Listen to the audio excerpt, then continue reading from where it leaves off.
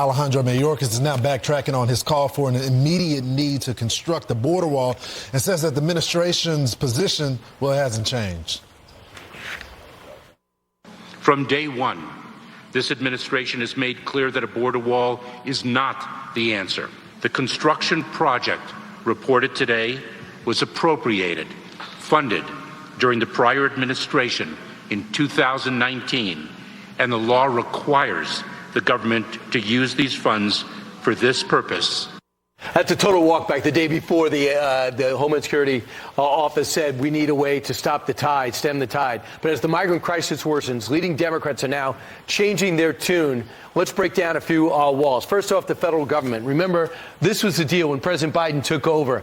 He goes, I'm going to stop building the wall. I'm going to stop with these migrant policies that they thought were brutal and not fair to people who wanted to come here. What's the result, Lawrence? Yeah, so when you look at it, just for the month of September alone, there's been 260,000 encounters at the border, and that doesn't even include the gotaways. And then when you look at the total overall since Biden took office, it's been over 6.3 million.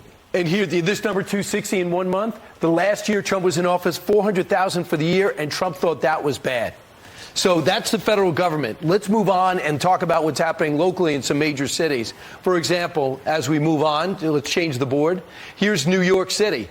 New York City has arguably, outside the border cities, Lawrence, has gotten it worse than anybody else. The buses come one, come all. In the beginning, the mayor was greeting them. Now, not so happy. So he wasn't greeting them when the Biden administration was sending the planes in. He went after the governor of Texas and said, look, we got a big problem here. Even though we're a sanctuary city, so Texas started to send migrants to the city of New York. It's been about 122,000 migrants there. And, Brian, they spent an estimated amount of $5 billion. 210 separate facilities with illegal immigrants, 3 meals a day. They get their laundry done. They have maid service at the Roosevelt Hotel and every hotel. And people look around and say, how's that much? How are they paying for this? They're not. And what are we paying for this? How about $5 billion plus and still counting? A desperate mayor tried to get a meeting with the president who was at the United Nations, wouldn't even come and meet with him, or wouldn't even allow him to come meet with the president. And, Brian, now he's traveling all over the world now, trying to deal with the root cause, but we were told Kamala Harris was supposed to deal with that when she was named the border czar. Karen Bass became governor of Los Angeles, and when the governor of Los Angeles, mayor of Los Angeles, decides one thing is for sure, we're going to have our arms outstretched to those one come all into our community, into our city. So this is what she said. She said the Los Angeles is a city that seeks to treat all people with dignity and compassion. But, Brian, that was before the buses started to arrive.